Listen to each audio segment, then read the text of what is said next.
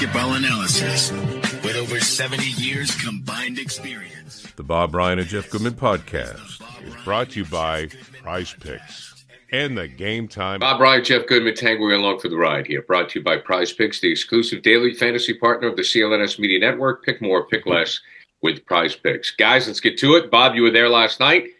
The Celtics. Did the Celtics lose the game or did the Rockets win it? I have a personal scale of evaluation on every game. And you have your emotions about rooting and you have your intellect and all that. And my final was justice served.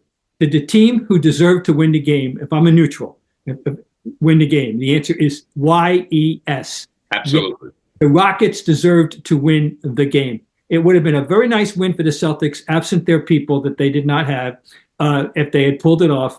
But they had no excuse. They had a 12-point lead with 9+ minutes to go. They appeared to be on the right path at that time. They give up a big run, and then they got themselves into a helter-skelter situation at the end. And I was there, and I have not seen the replay. Maybe you guys, how the hell did he get so open on that inbounds pass with 11.8 seconds to go from midcourt? I look up, and he's dunking. So wait a minute, where is everybody? I don't know what happened. So I've seen the replay, but that was an unforgivable moment for that kind of a colossal breakdown. But in general terms, I thought the Rockets, Dylan Brooks, it was a career game as it turned out in terms of a career high. He made 10 freaking threes.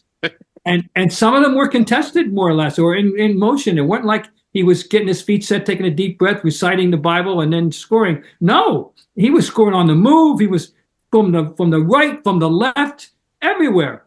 And you got to give him credit. And Amen Thompson, I remember all of Brooks's points, and with one exception, I remember none of Thompson's, and he had 31. I don't know how he did it.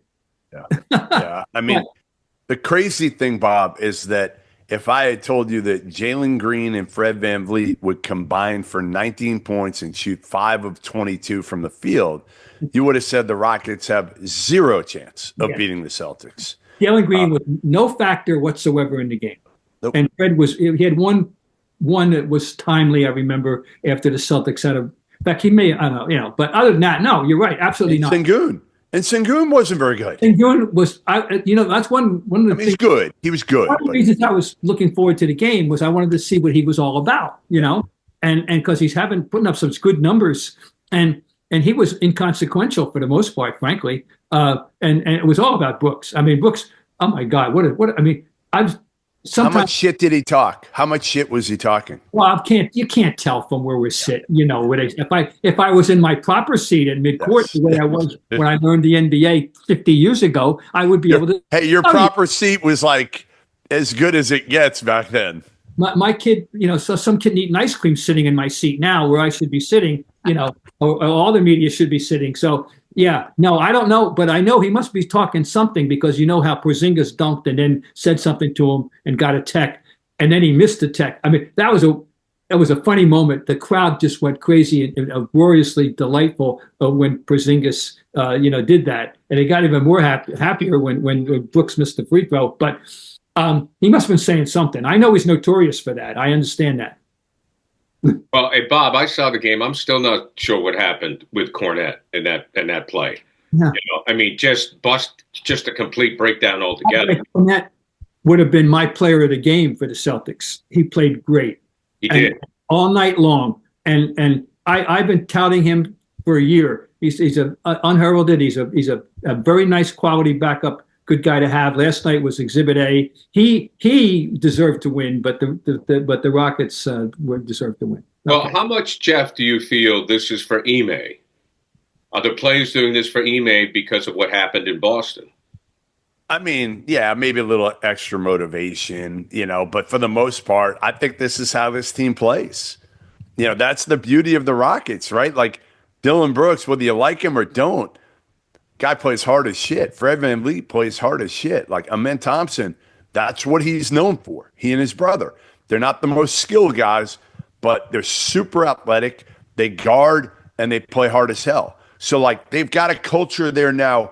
And again, when you added VanVleet and Brooks, you added two veterans that had a chip on their shoulder that are known for their mental and physical toughness. Yeah, and now the Rockets have bumped the Cavs from the number 2 spot in the league. So they're legit. And I think Bob's right. As I was watching the game, if the Celtics had won, they would have still won. Especially after they were up by 9 points. The Rockets called time, then they blow the lead. Up by 12. When they were up by 12? Sorry. At the 9-minute mark, more or less. It was 12 at 9. And I thought that, okay, they're going to win this thing. Yeah. I want to talk about, first of all, I thought the defense is still suspect. I think Bob's right, Jeff, that the defense is still suspect. I thought that Drew Holiday got back to his active ways. But Jaylen Brown, to me, is just forcing it. I thought on that one possession at the end, he was just, it's either he or Tatum. The first thing they talk about is going to the hoop as opposed to trying to move the ball. And I thought it was a really bad possession that cost them. Yeah, I mean, that's the beauty of their team is what? And I know they're without Derek White, but the beauty of their team is they've got, 5 guys. And last night, Cornette was your 5th. But whatever. You got 4 guys that are all capable of using a mismatch, or if you move the ball, getting somebody an open shot. And they've gotten away from that. They've gotten away from that this year. And to me, again, when you look at it and you look at the shot distribution, you're looking at Jaylen Brown taking 23 shots. Jason Tatum should never take 14 shots. Never, ever, ever. I mean, unless they're doubling him every turn and he gets 15 assists. They were. I mean, they were doubling him a lot last night. But that differential, Jaylen was just, it was. I don't know what Bob thinks, but I think it was probably the 3rd to last possession for the Celtics. He goes down and it's just a terrible possession, just simply selfish and forcing it, which is not how they got to the championship last year. No. And then he turned around and he made an excellent drive to the hoop to tie it up for the final time. That's what he tied the game up before that winning basket by Thompson. But right. I don't know. There's some you feel. We've been talking so much about it. Now I go there and it doesn't feel right. All right, it doesn't feel. There's something off. There is. This is not. And now we all knew it wasn't going to be the same this year. Even Joe Mazzulla told them, and right from the start, it's a new year. Blah blah blah, and they say all the right things, but it's not coming out the same. Now, last night, granted, they weren't. 3 of their 8 weren't there, so this happens all over the league now. I understand that, but there's so many games that you have to kind of write off, no matter who's playing who, depending on who's playing. I'm telling you. Just like I don't remember, it wasn't like this in the old days, that much. I mean, and this is modern nutrition, modern medical health, better travel conditions, and people missing games at a rate that was unheard of 20, 30, 40 years ago. And it's not just load management; it's everything. It's injuries and load management. That it's a weird, it's a different game now. That it's a different dynamic in the NBA. But meanwhile, Celtics. It doesn't feel right right now, and there's plenty of time to get it right. That's the thing. We know that's our rationalization, isn't it? And I'm on record as saying I'll start worrying when they're down 3-1 in a playoff series. I might have to amend that a little bit, but it's still the truth. Unfortunately, that's it. So that's where they are. Jeff, do you feel like Bob? In that regard, that there's still something off, or are you still the man? Because I feel something. No, I'm starting to get where you guys have been for a month now. I'm starting to feel it now of like something's not right. Yeah. I mean, last year we did this, and I remember I tried to settle you guys down, and I think I was right. This year, I think you guys are probably right on this one and have been ahead of the curve of like, there's just something missing with this group. And again, it might be as simple as just the mental approach. It's just not the same. It's not the same. And that the hunger to repeat that has driven guys in teams in the past does not appear to be there with them all year. Now, again, it's not unheard of for teams that are trying to repeat, but we thought they would come out of the gates. And I think, again, too much was put on the Olympics with Tatum and Jaylen Brown. That's not going to be this motivation that sticks with those guys all year. Like, man, I was screwed from the Olympic team. Like, listen, But it was like a week I thing, find, probably. and maybe this is just the old bastard in me. What I find disappointing is, and I think Houston's better than I thought. I mean, let's face it. I mean, Houston is. Ime's really good. Ime's really good, Gary. I mean, Houston is legit. Now, I don't know if they're going to be better than OKC or, but Houston is definitely legit. Okay. And there's no doubt about that. And they have some of the magic that the Celtics had last year. But if you come into my house, and it's end of January, I know. And that guy's talking smack. I mean, and I'm the defending champs. I got to be a little pissed off. I hear you. I know, but these guys, that's just not the way this group is built. That's not the way. They're not MFers. None of them are MFers. We knew that. Yeah. Even Jaylen Brown, people like to put him in that category. That's not him. They don't have a Dylan Brooks or a Fred VanVleet. Those guys are MFers. Yeah, well, they were disrespected. Bob, by the way, one more thing. In the middle of all what we're saying, one guy continues to shine, Pritchard. Yeah, and he did it again last night, and 5 for 5 before he had to take a heave. But so we got to kind of exempt him. And he does play so damn hard. And I will stand on what I say. He gets you a sneaky offensive rebound every night, and he's a tough, grinding little son of a bee boy. And we have to exempt him from this. He's putting it out. He really is. I know. I can't remember anything anymore. I have a feeling you guys get a little frustrated with all-star talk, I think. But I'm going to throw a couple of things out at you just for the sake of discussion. Because, the reserves are out. Who's going to vote on the reserves? Blah, blah, blah. Bob, do you think Jaylen Brown should be voted in as a reserve? He's in the mix. He is. Here's what I confess. I should have done homework. I should. I'm just throwing it at you. Don't worry about it. I mean, what do your eyes tell you? I'll have an answer for you next time we meet, because I will take a look at the East and see what the competition is, okay? And see whether there's any reason for outrage. There's no reason for outrage in there, I don't think. It's and by the way, my favorite thing about any All-Star situation is the verb that I despise, the word that should be thrown out of the English language, it should be barred, is snub. It's not snubs, it's tough choices. They're always tough choices, and you have to make a decision. It has nothing to do with snub, and that if he doesn't make it, you are going to be reading that headline, and I hate that headline. We are in the presence of a Hall of Famer. We are in the presence of a true journalist. From a talk radio's perspective, shooting from the hip, completely shooting from the hip, because I thought about this seconds before we went on Zoom. It doesn't feel like he's an all-star.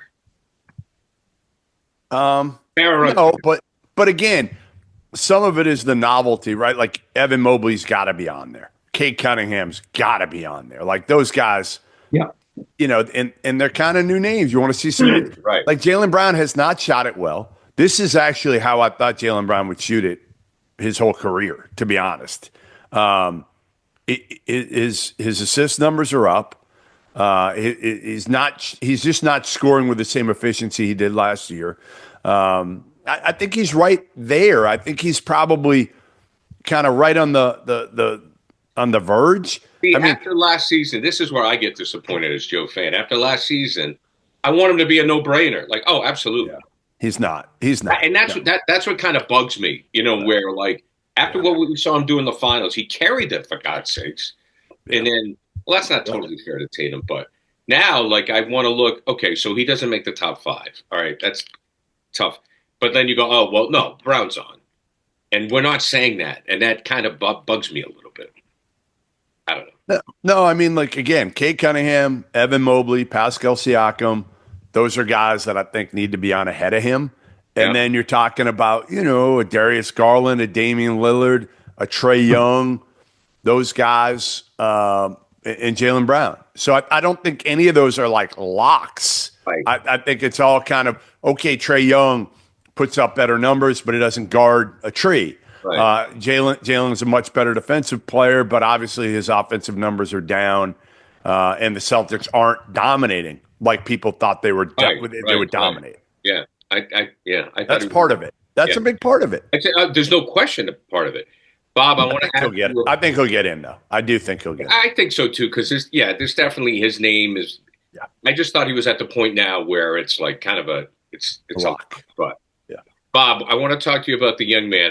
Because I was going over the ballots and looking at some of the writers, and it looks like Victor Wembanyama could get in as a reserve, which I think is pretty impressive. Could get in. How can that be a possible question to me? He's in. How can that possibly be a question? With no, he is. He's frightening. He is the 21st century, and staring us in the face. He's a lock. He's that lock. Okay, he's the lock. He's the lock, along with probably the Ant-Man is the lock. I think Bob's guy. Domantas Sabonis is the lock. Like those guys are locks. He didn't make it last year, which drove me crazy. But he wasn't, whatted. He just was victimized by a tough choice. But no, these are always tough choices. No, there's no question. So I was going to say, we're talking also, but I just want to throw it out there that we acknowledge I like to acknowledge great performances. Did you see what AD did last night? Yeah, ridiculous. 23. He'll be a lock too on the All-Star. Yeah. So he just keeps reminding you periodically how great he really is. Historic. I mean this. He's older than you think. He's been around longer. He's 31, and that was 2012 when they won that championship. When he went over 10 and was the best player on the floor. You don't say that too often, do you? But he affected that championship game. Okay. Anyway, Anthony Davis was absolutely outstanding. I thought. Okay. Yeah. Now, but you know what? These All-Star discussions, they're part of being a sports fan. They're fun. They're part of what makes it fun. Yeah. Oh, yeah, absolutely. There's no harm, no foul here, and hashing it out. And we can save any outrage for when the final decisions are made. And and somebody's going to be hurt. Somebody's going to be very angry. Some have said.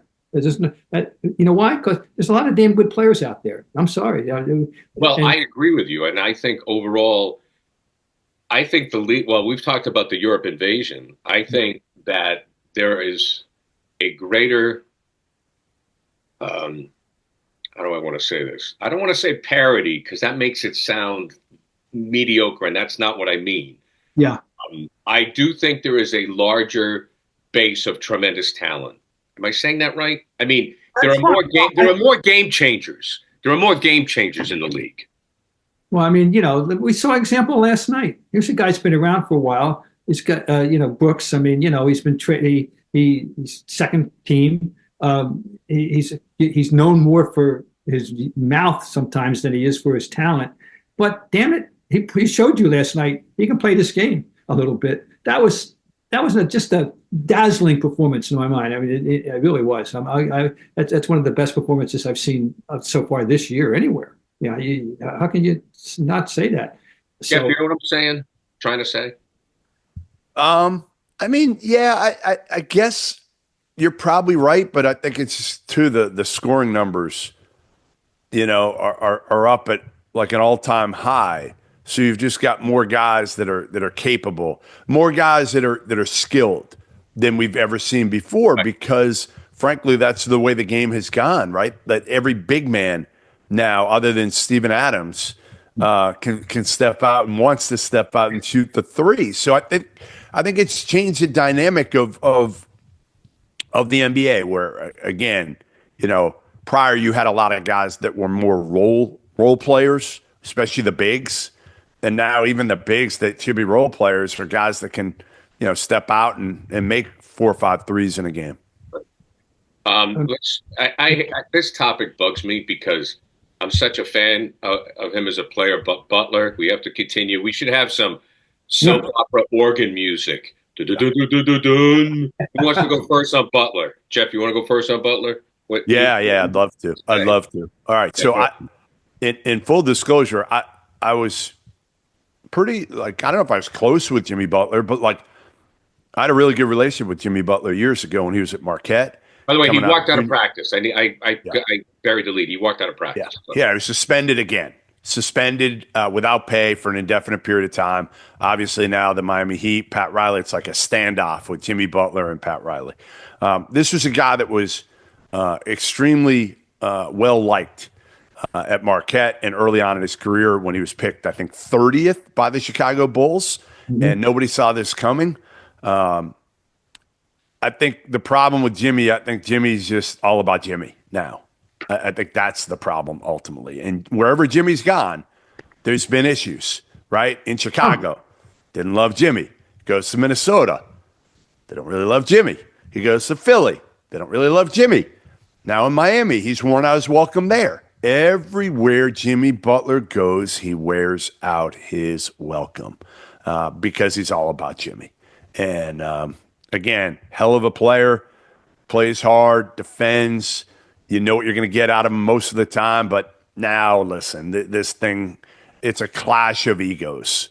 And Pat Riley's ego is pretty damn big. And he's saying, like, listen, I'm not going to just give Jimmy what he wants here. But ultimately, he's going to have to trade Jimmy. Because he knows he can't not get anything back for Jimmy Butler at the end of the day. Can't let him walk for nothing. Well, it's that because compounding issue. We're not burying the lead, but there's a rather large elephant in the room, which is this enormous contract of his, and he's making $47 million, I believe, give or take $100,000, and it's not easy to trade, So does he not understand? He's making himself harder to trade. There are going to be fewer people who even want to put up with the bother, or what they assume will be the bother of having him around. That there's a risk reward with him. Just his very presence now. By the way, I love the response of his first NBA coach yesterday when asked about Jimmy Butler. Tom Thibodeau, quote, "I love Jimmy, but I'm not his coach. I've got enough to worry about here." Yeah. And Butler loved Tibbs. I remember how frustrated Jimmy Butler was when Tibbs left and Fred Hoiberg was hired as the head coach of the Bulls. And I remember talking to Jimmy early on, like it was in preseason, and he was so frustrated because he loved Tibbs. He loved the defensive, tough-minded. I just feel like, again, Jimmy just doesn't get along with a lot of people, and because it's all about Jimmy. Well, some guys need drama. I got it.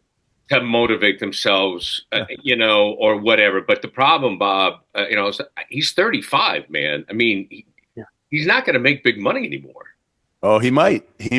There still might be a team that pays some big money, believe it or not. I wouldn't, but you never know. He's going to get one more decent contract. It might not be max money, but it might be max money. It like there are some teams out there that are desperate. And desperate times call for desperate measures, and that might be bringing Jimmy Butler in. If you're a team, and again, I'm not going to say a specific team, but if you're a team right now that's, like in that 5th to 8th or 9th spot, and you can't do anything this year, you're just, sitting there in the middle, you're not going anywhere, maybe you do roll the dice this year. I'm not saying I would sign him to a contract for next year, but would you give up a late first-round pick for Jimmy Butler if you are, all right, for argument's sake, I'll say, the Orlando Magic or the Minnesota Timberwolves or somebody like that, that's really not going anywhere, but you just roll the dice. It's I got to go look up. I think somewhere hanging around my house, guys, I think I have the SI Sports Illustrated opening seasons of a couple years ago when he was a feature story. And I want to go back and read and see if we saw what we would learn from that extensive feature about the mindset of, of Mr. Jimmy Butler. Because I think there might be some clues in there. I got to go. Jimmy loves Jimmy. That's what you'd see. That's what the headline should be. Jimmy loves himself some Jimmy. I just know with greatness comes complications sometimes. Okay, quick break. Prizepicks, the best place to get real money sports action with over 10 million members and billions of dollars in award winnings. Prizepicks has made daily fantasy sports accessible to all. You pick more or less on at least 2 players for a shot to win up 1,000 times your cash. Run your game all season long on Prizepicks. Okay, we're talking hoop, but we know the big game is here. You know, with that other sport, the old pigskin. So it's now or never. Don't miss out on the last football game of the season with Prizepicks, the best place to win cash while watching the big game. Prizepicks is also giving away 1 free pick for the big game, where one of the starting quarterbacks will only need to throw 1 yard to win. If you're correct on at least one or more stat production, you could win real cash. Check out the promos tab to tail any of our Super Sweat Millie winners, big game lineups. If you tail a lineup that goes 3 for 3, you can win a split of $1 million in promo funds. So sign up today and get $50 instantly when you play $5. You don't even need to win for the $50 bonus. It's guaranteed. Prizepicks is the best way to win real money. Which players are going to go off, which ones aren't? You got 2 teams, folks. You know what to do. Make your pick in less than 60 seconds and turn your sports opinions into real money. How about this? Travis, maybe they should do something with Taylor Swift. How much time more or less, is Taylor Swift going to get more than 60 seconds of TV time? Will Travis get more? Will Travis Kelce get more than 2 touchdowns? How about that? Will Barkley get more than 100 yards? Go to Prizepicks, lay down your bet. Download the app today. Use code CLNS to get $50 instantly after you play your first $5 lineup. Download the app today. Use code CLNS to get $50 instantly after you play your first $5 lineup. Prizepicks, run your game. Okay, gentlemen. You want to talk about Luke Kennard. When you mentioned it, I was shocked. He's the 3-point guy. I mean, I look up Luke Kennard this is the ultimate flying under the radar situation, I would think. And I know, I'm sure Jeff would have some thoughts on, I want to hear them on Luke Kennard. But in case anybody is wondering, Luke Kennard currently leads the NBA in 3-point field goal percentage. Okay. Luke Kennard, for those of you who don't know, he's a 6'5" guy out of Duke who's now on his 3rd team. But nobody talks about Luke. All right. He also is number 1 among all active players in 3-point field goal percentage, and he's 2nd all time. Luke Kennard. And whoever talks about Luke Kennard, and when you talk about, he actually once got votes for a 6th man a few years ago. Got votes. He got like 5th or 6th. Other than that, he's not in that category. He's not an all-star candidate. He's not a 6th man of the year, the candidate people talk about. But what do we say about this? I mean, how is he managing to fly so far under the radar with this expertise that he clearly has? This does not surprise me one bit. All right, I'm going to give you the story. I've only taken 1 private plane flight in my life, Bob. All right? Mm-hmm. The only time I ever took it was Thad Matta was going from one AAU tournament to another. We were flying. He asked me if I wanted to see 2 players he was going to see. Diamond Stone, who was the number 1 player at the time, and Thad was at Ohio State at the time. Diamond Stone and Luke Kennard to this little AAU tournament out in, I think it was maybe Milwaukee, somewhere in the Midwest. And we flew out. We watched 1 game of each player, and I think Luke Kennard was like 8 for 9 from 3. And I walked away loving this kid, and I always have. I know his dad, Mark, pretty well.